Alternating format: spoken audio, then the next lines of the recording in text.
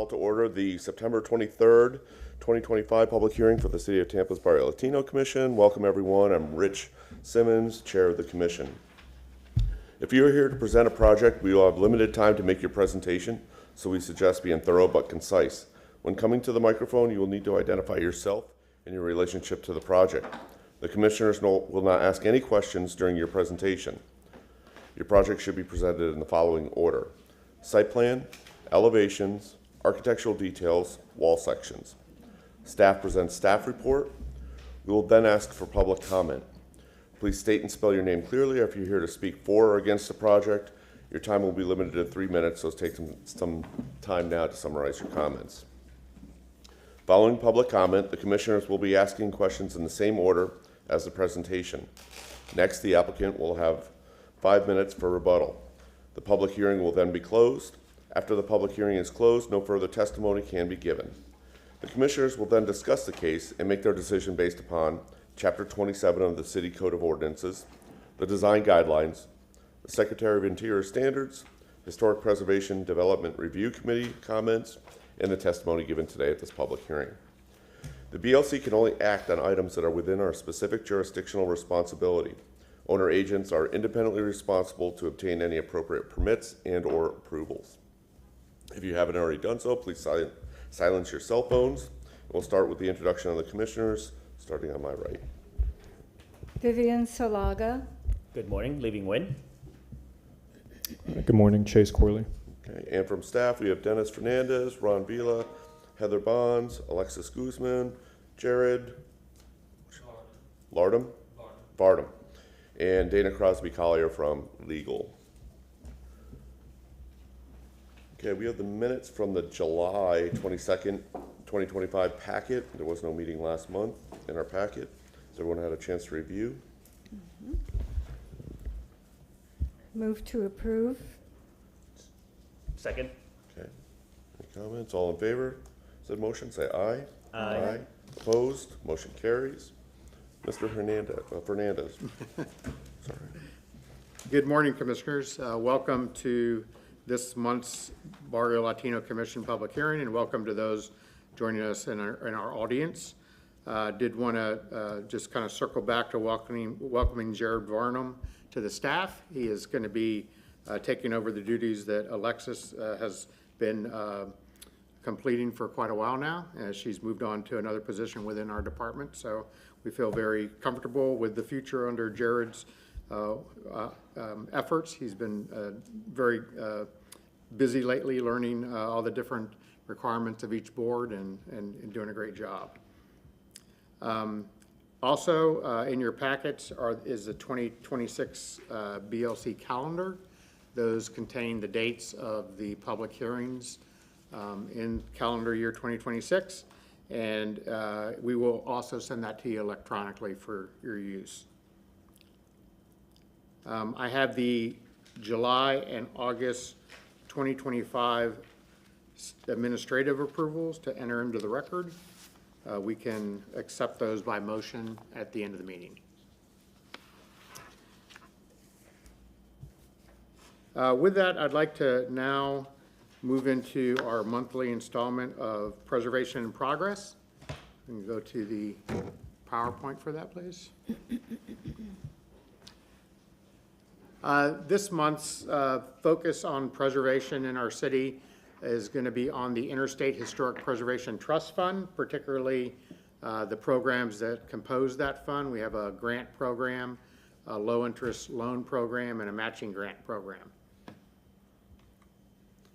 The program began in 2025 through mitigation for the expansion of Interstates 275 and I-4, which impacted primarily 3 historic districts: the West Tampa National Register, Tampa Heights National Register, and Ybor City National Historic Landmark Districts. Part of the National Historic Preservation Act requires for mitigation of adverse impacts on historic structures, and these particular districts constituting historic resources for our city were identified as being appropriate for that mitigation process under Section 106. These are the districts.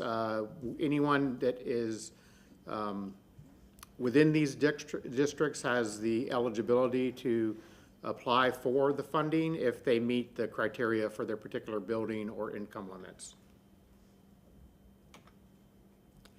To date, we've awarded over $1 million in grants. Those are mainly grants, I would say for the most part around $15,000 that are intended to do a major repair for a homesteaded property. We've exceeded nearly $4.7 million in low interest loans. Those loans are geared towards commercial properties within the area. We've done quite a bit along 7th Avenue in the last few years. And then we have the matching grant, which is targeted towards nonprofit organizations, which there are several that have received these houses under the Section 106 process, and then this money is made available to them to sustain that property. For the grant program, applicants can apply between $5,000, and we recently raised the limit to $25,000, kind of to recognize the increased cost of construction and labor. The property must be the legal homestead of and residence of the applicant. The applicant may not exceed 140% of median household income limits. We work with our housing division to qualify individuals under that threshold. Eligible activities include structural stabilization, exterior restoration, rehabilitation, or reconstruction of architectural details. So activities such as changing a roof, restoring windows, reopening a porch, repairing deteriorating siding constitute most of the applications that we're seeing in this program. There are 2 submissions annually. And more information is available on our website or by contacting the Historic Preservation Division. Some of the recent programs or projects that we've worked on was the re-roof of 1219 East 17th Avenue, a very high-style, craftsman-style bungalow in the VM Ybor area. This particular property had come in a number of years ago and restored the windows under the program. So after 10 years, they can reapply to the program. Now that we've been offering the program for 2 decades, we are seeing that occurring.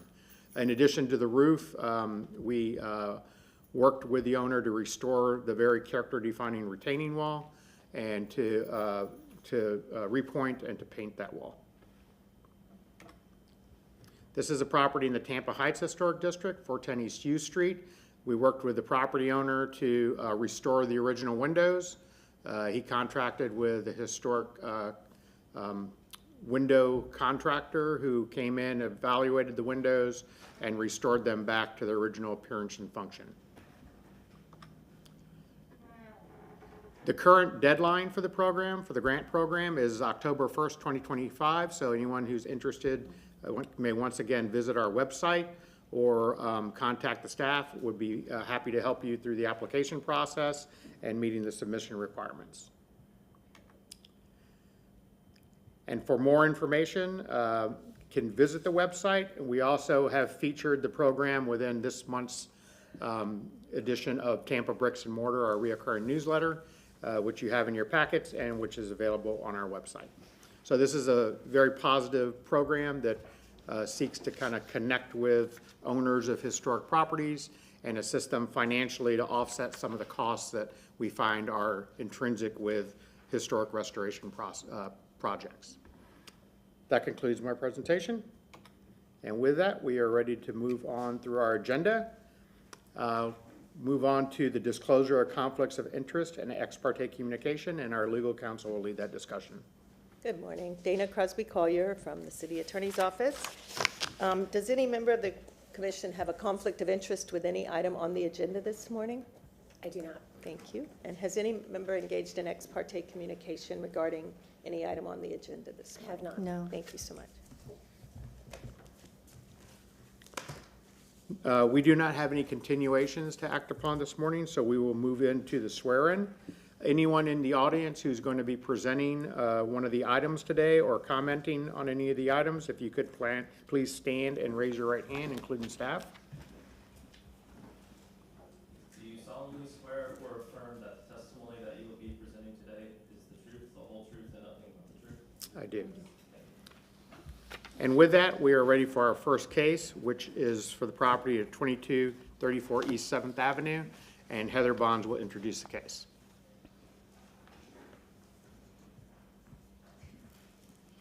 Good morning, thank you.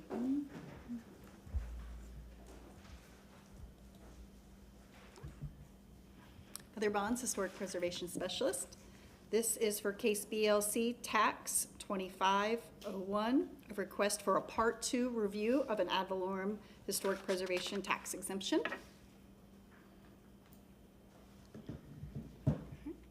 To introduce this program, this is one of our incentive programs. It stimulates and revitalizes historic properties.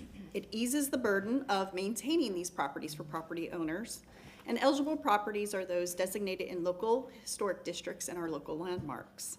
And the applications are approved by and reviewed by the appropriate board, in this case, the BLC. For the Part 2 evaluation, the project must have been completed with all required permits. The project must adhere to the Secretary of Interior standards for rehabilitation, and the project must adhere to the approved and any conditions of the Certificate of Appropriateness and the Part 1 application. The applicant shall explain any deviations from any of these approvals once they come to present. I'll now introduce this case. This is 2234 East 7th Avenue. Here's the 1925 Sanborn map. You can see the large block of brick buildings that were all once there. We're focusing on the two eastern buildings that are still present. You can also see a nice, in yellow, the original canopy that went across these buildings, as well as the canopy that lined up along 7th Avenue. It is a contributing structure in the Ybor City Historic District. And here's the aerial view of its location.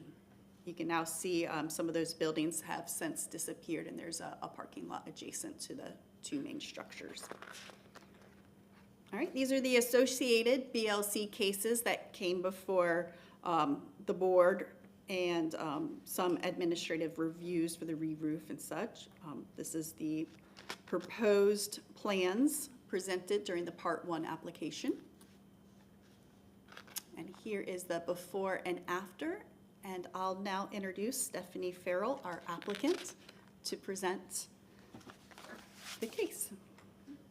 I have 15 minutes, right? Yes, ma'am. Very good, thank you. Hello, my name is Stephanie Farrell, and I'm the agent for this project, which started some time ago. And I'm going to use the overhead projection. This is projector, and this is the property before rehabilitation. Are you able to see that? Okay, very good. And then this is okay, got it now. Oh, it's a little blurry, yeah, okay, hold on. There we go, down. Okay, great. So I thought it would be interesting to show a couple photographs of the property over time. It was used for a furniture store for some years as the Kehoe Furniture Store, and then became Furniture City in the 1960s. And so there was, as you can see, some alterations over time that happened to the building. It was owned by the Krajesha family for, I believe, 76 years is what I have read.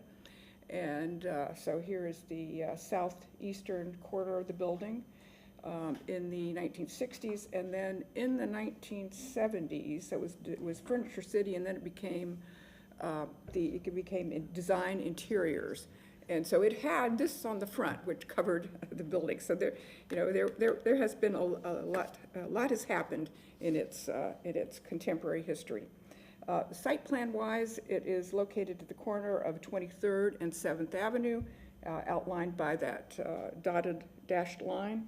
The building actually consists of two periods of construction. The eastern side of it was constructed in 1910, and then the western section in 1925. And then when the Quadratia family owned it as their business, it was conjoined both on the second floor and first floors, and so became operated as one building in essence. So here again is the pre-rehabilitation floor plan and this is the 1910 portion, and this is the 1923 portion. And in fact, as you'll see in the photographs, when acquired by the current owner, it was one big open space with a non-original stair, probably in its original location, but not original to the building, and a second stair in the 1925 building. 1923 building, actually, is right. And then there was a circa 1960s concrete block one-story addition in the rear that spans the whole back of the building. So again, one large open space, a couple of restrooms at the back corner, and then this is the second floor pre-rehabilitation. Again, an open space on the second floor, two stairs continuing up to the second floor, and this is the rooftop of the one-story addition. Now, the proposed plans, which were presented during the Part 1 application process and approved, included basically refinishing the interior, re-insetting the doorways, which had been, that inset had been removed during previous alterations to the building. And so this was meant to set the first floor up for a future retail tenant. And it shows also constructing new code-compliant stairs in both sections of the building. And on the second floor was proposed to be offices, which it has become. And again, the restrooms towards the back of the space were proposed. And you'll see, you'll see that that's essentially some modifications to that over when tenants were actually identified. But the stairs, again, were reconstructed, and an elevator was placed in the building to make the building code compliant, and so leading from the first floor to the second floor with doors on both sides to serve the two second-story likely proposed tenants. So this is the building pre-rehabilitation. You can see a non-original awning. So when the current owner acquired the property, you can see that the storefronts had been boarded up. There were no original windows. And then on the eastern side, of course, there were awning-type windows and some non-original storefront visible. This is the post-rehabilitation view of this same building. You can see it's quite a transformation. The non-original fabric awning was removed, and the non-original canopy on the eastern end of the building was repaired. New wood windows were installed, double-hung wood windows were installed on this facade, and the masonry was repointed. And I think I probably mentioned the storefronts were reconstructed with the inset doorways as per the plans. So this is a close-up of the western edge of the building with the non-original fabric awning, pre-rehab. Here's the same facade today. Quite a transformation. This is the eastern end of the building with the awning windows, pre-rehab. Here's a post-construction photograph of that same end of the building. Again, you can see very nice double-hung wood windows and wood storefront and restored or repaired awning. This is the southeast corner of the building, pre-rehabilitation. Same view, post-rehab. South facade, pre-rehab. And you'll see there is a ghost sign there. It's so it was there when the building was acquired, and it remains in place post-construction. Here is the second story of the rear addition pre-rehabilitation. Not too much to look at, but it's much better looking. Post-rehab with new double-hung windows. Another view of the back of the building, pre-rehab, post-rehab. And so, changes to the plans from the time of the ad valorem part 1 to the present is that there was, that a first floor tenant was located, was found, and so there is a current tenant on the ground floor that's a Western style bar. So the tenant improvement drawings show new bar top, a new sort of, I forget what that's called, a riding bull installed, obviously a temporary installation, a stage, wood floor installed, an elevator vestibule, the elevator was installed or is installed, a reconstructed stair, which you'll see in the photographs, and then sort of the restaurant part of the Western style bar and restaurant. And then this is all, the 1960s edition is all back of the house and restroom and sort of service facilities, which is really appropriate use for that space. So, interior-wise, there was no original fabric. I mean, a few remnants of beadboard, a few remnants of plaster, but no original historic finishes. And so this is this space, that same space today. Here's the enclosed staircase.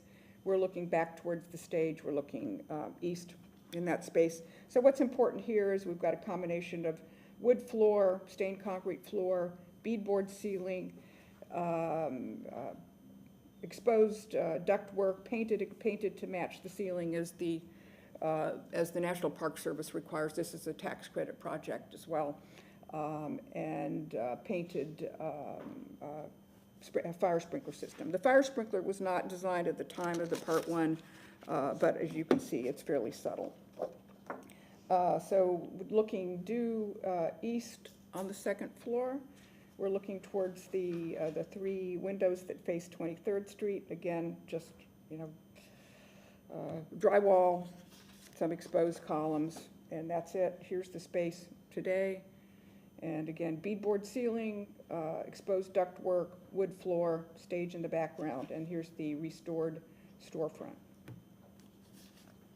And then we are looking west in the first floor towards the 1925 building. Again, very little, no historic fabric, no historic finish fabric, I should say, and steel beams, wood decking, and so forth. And then here's a view of that same space post-rehabilitation, wood floor, again beadboard ceiling, back in here, exposed ductwork, new fans, etc.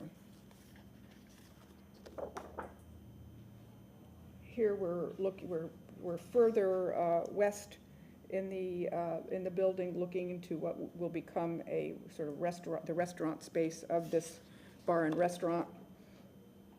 And here, that's pre-rehab, obviously, and here is post-rehab. That same opening is right here.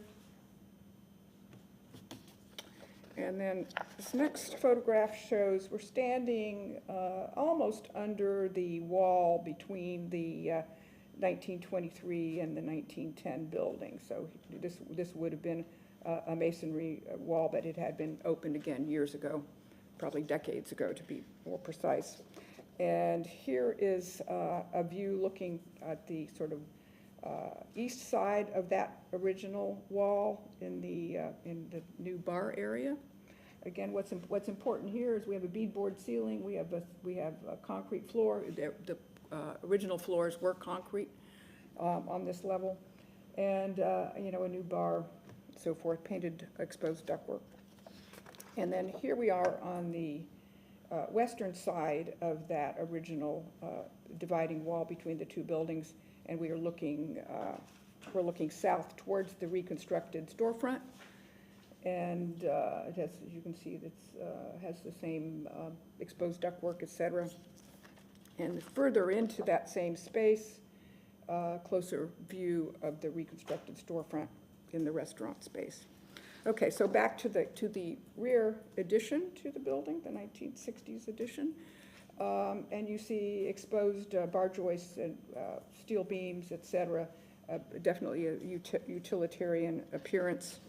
And here is a similar view today. And exposed ductwork, this is the upper side of some walk-in coolers, so serving a very appropriate function. So I think a very good design solution for the building that does not disturb the original fabric. Here we are, just another view of that 1960s addition, and yet another post-rehab. Okay, so I mentioned the non-original stair, and this is the one that's in the 1910 building. And as you can tell, easily tell, this stair is not original. These are new-ish, contemporary treads and risers. There was a little tiny bit of plaster when we started that project, so it was clear that it had been a plaster wall at one point. Here is the post-construction reconstruction of that stair in an appropriate manner. Okay, so moving up to the second floor, the plans for the second floor.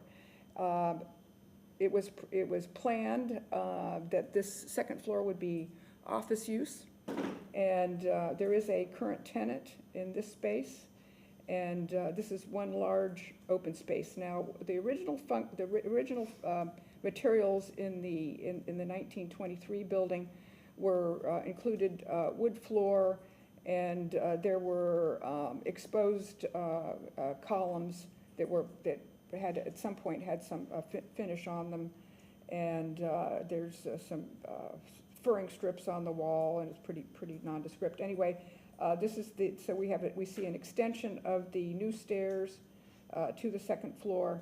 And again, the elevator extends to both levels.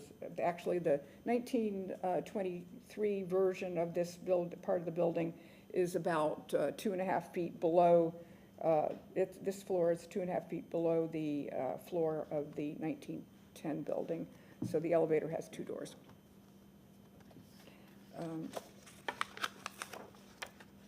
And new restrooms were planned and in fact have been installed there.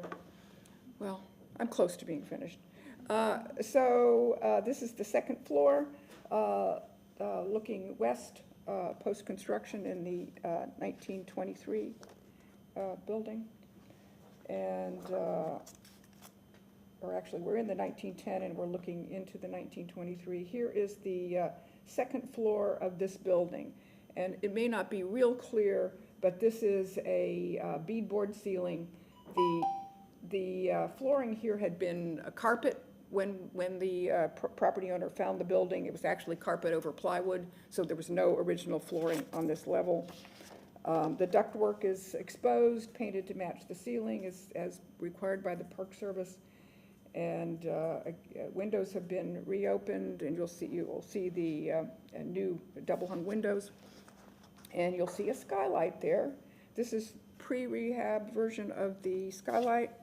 This is the post-rehab version of that one of those skylights. Here is the second floor of the 1923 building, pre-rehab. I mentioned those columns, which pre-rehab with the sort of Y-shaped bracketed column type. This shows a wood floor which was in poor shape, and this is the post-rehabilitation version of this, which is the wood floor and then refinished columns. Same general area with a new demountable partition.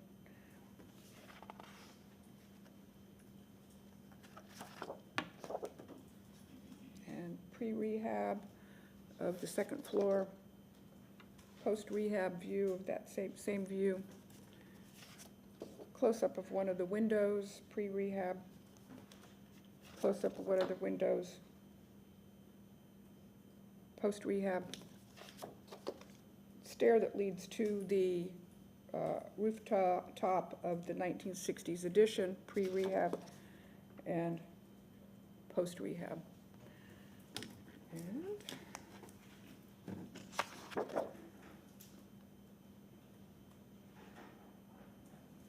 that concludes my presentation. I'd be happy to answer any questions.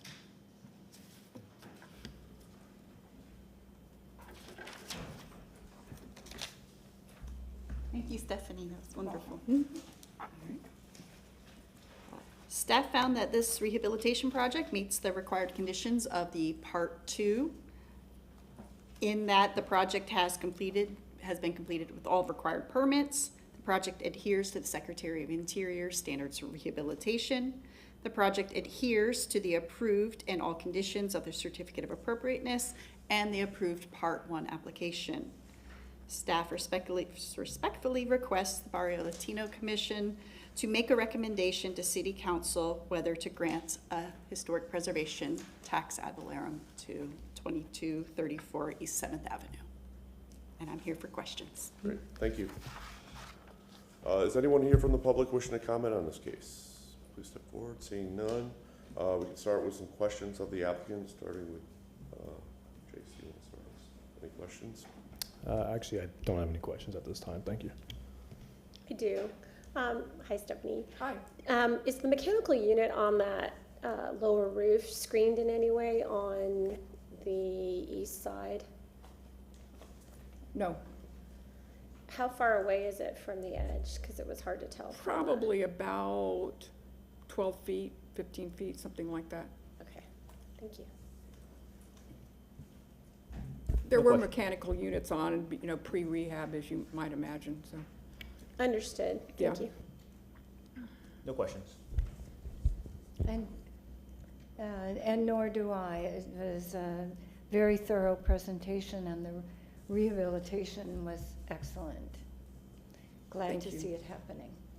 Good I client. just have one question. Sure. On the interior renovation, Yeah. it looked like between the original building and the renovated building, they kind of punched through the brick, it looked like, in a not so neat manner. Did you guys rehabilitate that at all or fix that? I think that it looked like the pass-through between the two buildings, between the original 1901 and 1923, and also for the elevator, maybe you can comment on what condition you found that in and what kind of improvements were made there, because I think everything looks clean. I just want to understand Right, that. so they did do basically what amounts to a cased opening to cover the jagged brick. And the brick that was, the jagged opening was basically the remnants of from the previous owner.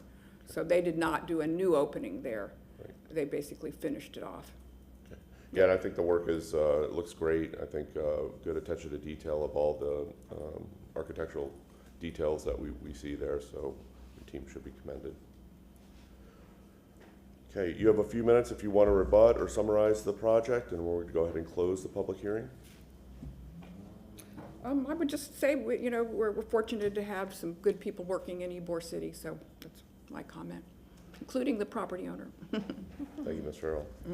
We're going to go ahead and close the public hearing and start with some discussion on the case. Do you have anything? No, I have no comments. When I first moved to Tampa about a decade ago, I worked right across from this building, so it's good to see it actually in use. I never thought it would be a Western bar, but I'm glad to see it rehabilitated and actually getting some life back to it. And yes, the attention to detail was great, kept what you could, and fantastic job. I have no comment. Thank you. Like others have said, I think the rehabilitation and preservation efforts were really well done. I think it was really cool to see the before and after, kind of the story of that. I think that was really neat to see, so thank you.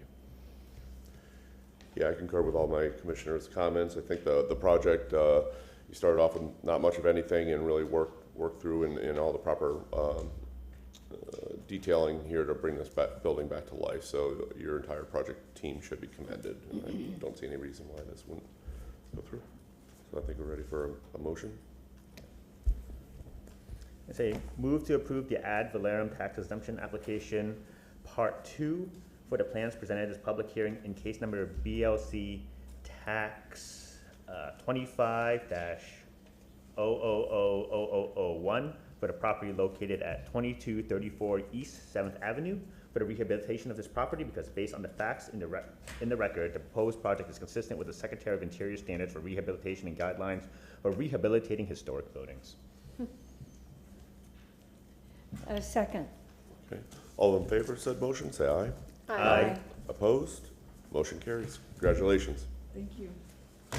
And I'd like to thank the staff as well. Very helpful, as always. Good morning, Commissioners. I'm Ron Beal. I'm staff with Historic Preservation. Our next agenda item is BLC-25-00207/TACPA 25-09. There are some documents floating around that have a 2409. This case says coming forward is 2509. So as you prepare your motion, please reflect the proper case number. There's multiple parcels associated with this request. The first one is 1703 North 24th Street. There is a non-contributing structure that dates back to 1973. And then there is an empty parcel at 1701 North 25th Street, and that is a vacant parcel. The underlying zoning is YC6. The request this morning is for a recommendation for a comp plan amendment from GMU 24 to CC 35. Today, as you review this, your duties and powers are on page 3 of the staff report, and I'd like to put that into the record. Duties and powers are as follows on chapter 2795 A to H. As you review this project with regards to the application for rezoning, changes to the land use classification or comprehensive plan amendment, to review and recommend reasonable land use changes to the extent necessary to preserve the historic integrity and appearance. At this time, I'd like to go through some photos with you.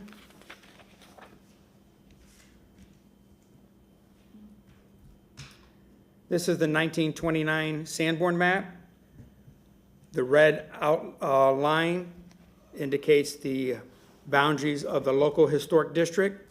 Property in question I circled, and then we highlighted the two different parcels in green.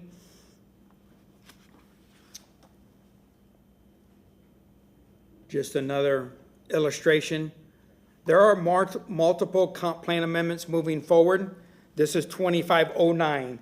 So this is the boundary for the local district of Ybor City. Everything to the west is in and under your purview this morning, which are these two parcels here. So this parcel has that non-contributing structure on it, and this has a vacant parcel on it. Everything to the east is not under your purview this morning. Just to focus on the non-contributing, once again, this is the local district outline. I'm going to focus on the non-contributing structure at this point. This is looking from 7th Avenue to the south. It's the white building.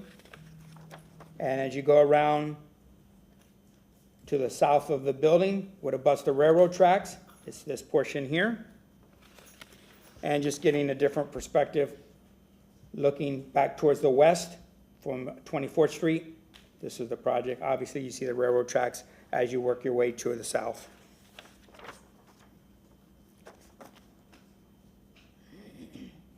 So 6th Avenue has the railroad tracks. As you go to the north, you have 7th Avenue and then 8th Avenue, and it continues. Looking from 7th Avenue, this is looking back at the subject site, and also looking to the west down 7th Avenue. I just want to show, the cadence along 7th Avenue. You have the street, you have some parking wells, then you have the hex pavers, you have some of the globe lights that this board reviewed and extended towards 26th Street to the eastern boundary of Ybor City. This is to the north of the subject site. Looking down 7th Avenue to the west, you see the Centennial lights that are part of the fabric. Now focusing on the empty parcel. It's kind of hard to distinguish exactly where it's at, but this is looking from 24th Street, back at the subject site. This is looking to the south. 24th Street, you see the parcel abuts the railroad tracks, and this is looking to the east. Looking down 25th Street, subject site is here. This is looking to the south. And the last photo I'm going to share with you, you see a dead ends here to the railroad tracks.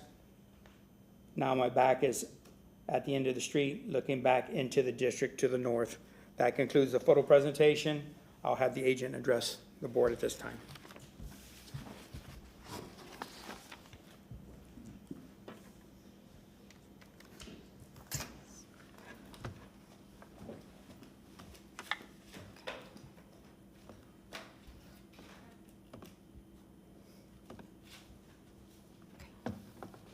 Good morning, Commissioners. Alex Shaler, 400 North Ashley Drive with the law firm of Gardner Brewer Hudson.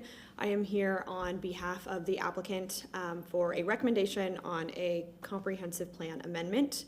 Ron outlined this pretty well. I think we're using the same exact exhibit, but just wanted to set up that this is part of a larger CPA application. As Ron mentioned, those parcels outlined in magenta east of the yellow dashed line are not in the historic district, so the only parcels that we're discussing this morning at the hearing and that are under BLC purview are these two parcels that Ron showed a pretty good description of. This is an aerial view of the same.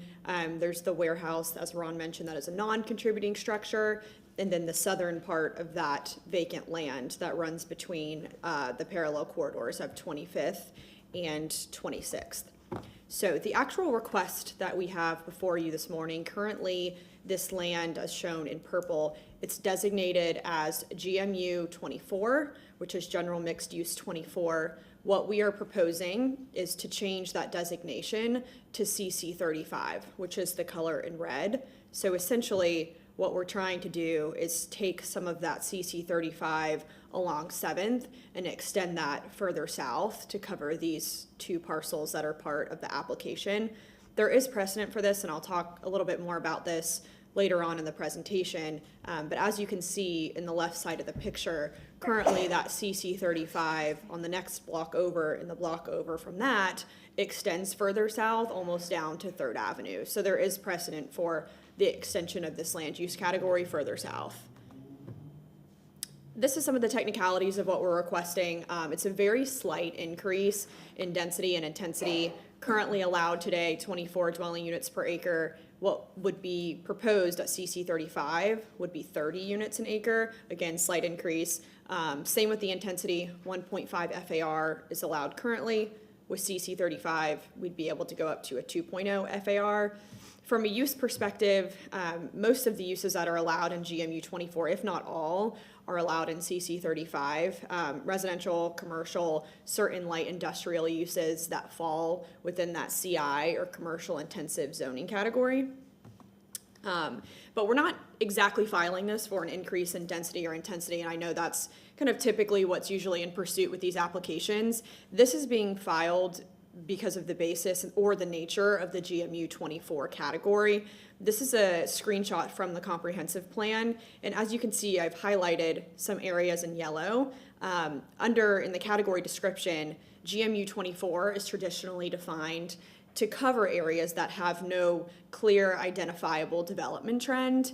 And then under the key characteristics, I won't read the whole blurb, but essentially it says some of these areas are within the historic urban areas that developed prior to zoning and planning. It goes on to talk about nonconformities and then says it is expected that over time, these areas will transition to development that is compatible with surrounding neighborhoods. So while GMU 24 isn't necessarily a transitional land use category, because that does exist in a separate category, it's more of a wide net cast over a general area that back in the 1980s when this planning was established, that didn't have an exact clear trend. Whereas we all know now, in seeing how Ybor has developed, that low to medium density mixed use is very prevalent in the Ybor City Historic District. I know that these acronyms and this land use stuff this isn't y'all's exact specialty. You're more of looking at architectural review, but I was trying to think of an analogy that I could use to describe what we're trying to change. So the image on the left, you guys might recognize this, and some people familiar with Ybor could maybe tell you where this is.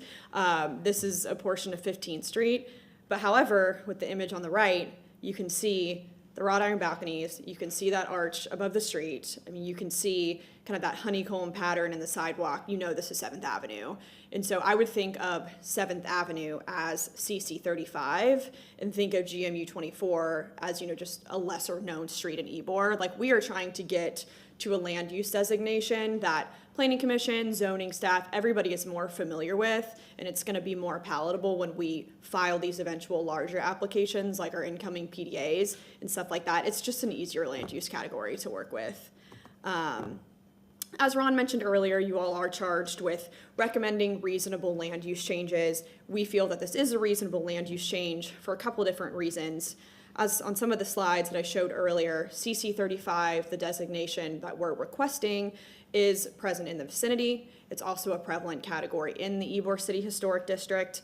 This is a very small marginal increase in units per acre and FAR. And again, those same cohort of uses that are permitted in GMU 24 will carry over to CC 35. So very few changes you'd see in terms of the built environment.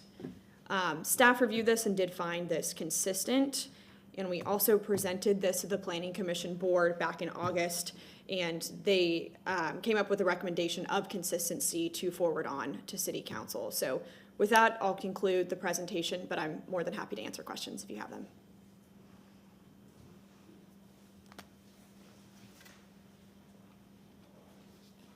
Good morning, Ron Vila, staff with Historic Preservation. We do have some representatives from the Planning Commission here, and we do also have some representatives from the city's planning department as well to answer any questions as this moves forward. Just to reiterate what you're here to review, Chapter 2795, your duties and powers with regards to the application for rezoning, changes to the land use classification or comprehensive plan amendment, to review and recommend reasonable land use changes to the extent necessary to preserve the historic integrity and appearances. I'd like to show you some illustrations here.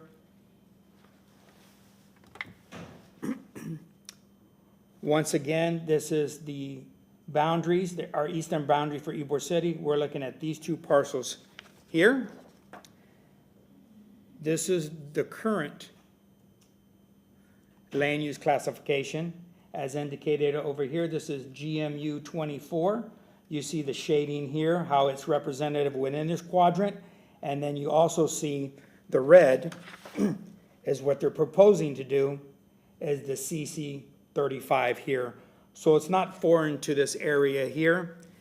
Having said that the comprehensive plan, Tampa Comprehensive Plan, is consistent with the project that is moving forward, and staff's finding that it is consistent with the Tampa City Code of Ordinances with Chapter 2795A2H, as indicated on the drawings and presentation shown this morning.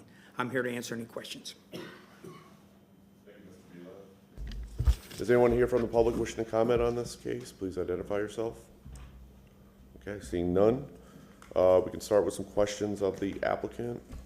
Vivian, get us going. Yeah, the maps show that there is a parcel in between these two that are under question.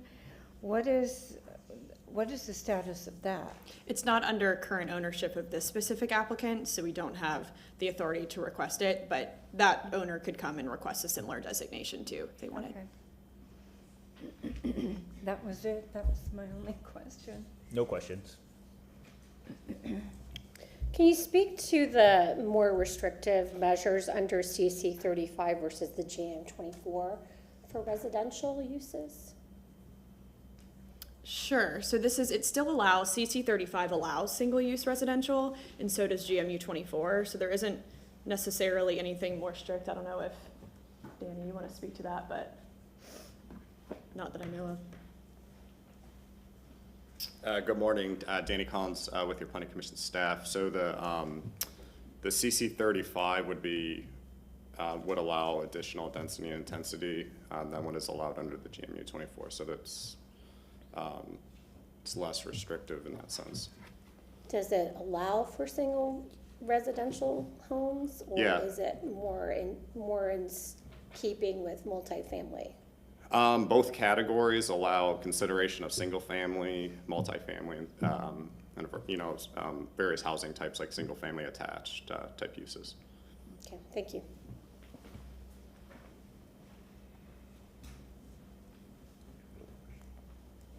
Oh, I don't have them right now. Thank you. Sorry. I have no questions at this time. Thank you.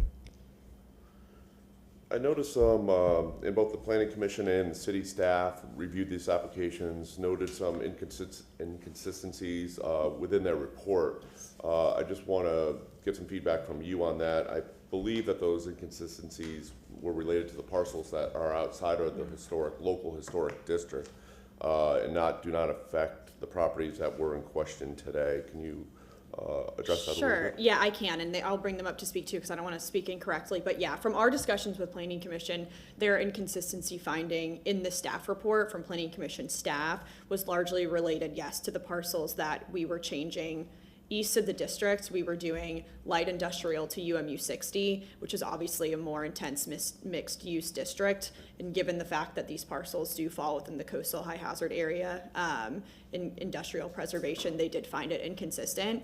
But from our discussions with Planning Commission, they did not have any consistency concerns with the GMU 24 to CC 35 change. But yeah. Gwen Steele with the Planning Commission. We just wanted to expand on that. We did have concerns with the portion outside of the historic district requesting UMU 60. It was primarily with industrial preservation, additional density within the coastal high hazard area, and compatibility. But to the portion within the CC 35, or requesting CC 35, we did think that it was an appropriate use or land use here. Okay. And the coastal, I'm starting to see more coastal high water designations on these maps. It doesn't look like it affects the two parcels within the district, or does it? It affects, I believe it's the smaller one on the east is within the coastal high hazard, and the larger one has a little bit within the coastal high hazard. Okay, and what does that translate to? It's so meaning? hard at the comp plan stage, and we explain this too to Planning Commission, because this will eventually be accompanied by a PDA or PD rezoning in which we can put certain commitments in terms of studying evacuation timings and showing evacuation routes. But at the land use stage, we can't condition anything in terms of number of units or specific development. That's controlled in the rezoning phase. Okay, so you're aware that that's Yes. affected on this parcel, but we don't need to address it at this point in Correct, time? yeah. Okay.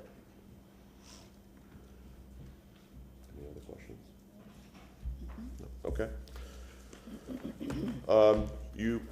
Alex, you have a few moments if you want to summarize or rebut any of the testimony. You have the I'll mic. waive the rebuttal. Thank you. Okay, we're going to go ahead and close the public hearing. We can have discussion on the case. Start with Mr. Chase.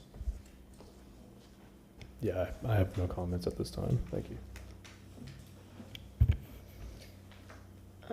Just concerned about the differential in residential uses permitted and what is being pushed more recently within the history of planning development within the city, and understanding that there are communities within the eastern portion of Ybor City and Tampa that struggle with housing, and that there's a commitment by the city and by the developer to provide for those communities. So I know we can't ask for that, but that's just a concern I have and I want it raised for the record. Housing's always a concern. For the two parcels under our purview, I think it makes sense to expand that along just kind of expanding the 7th Avenue corridor for more types of uses. And whatever that gets built there, we'll have to kind of review anyway for the development of those properties too. So. At the time. Yeah, no comments. Yeah, I think given that there's adjacent CC 35 to these two parcels, doesn't make it a huge stretch to be able to expand that down for these two parcels. I think this is part of a bigger project that, think it's something that this board has seen recently with other projects that partially touch the historic district and some that don't. So I think we're gonna have some purview and we can help kind of shape that. I think, you know, at this point in time, I think it's very, you know, it's consistent. I don't have any issues with extending this to that area, because I think it gives them a little bit more flexibility, and it doesn't really take anything away from those parcels, that area. So we can be looking for a motion now of a recommendation to City Council. Which one? Recommendation to City Council. You wanna do it, or I can do it?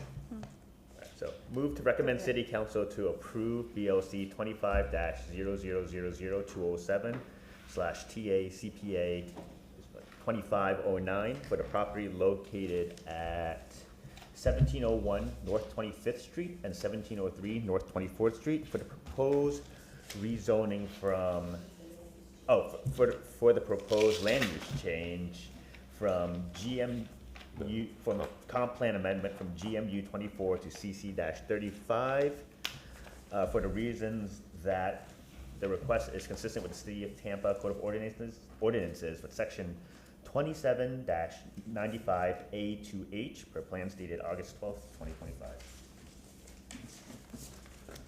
Second. All in favor of said motion, say aye. Aye. Opposed? Aye. Nay. Nay. Whatever. 4-1, motion passes. Okay, we have a motion to receive and file. So moved. Second it. All in favor? Motion to receive and file documents and exhibits presented today. All in favor, say aye. Aye. Opposed? Motion carries. Seeing no other business in front of us, we are adjourned for the month. Thank you all. Thank you.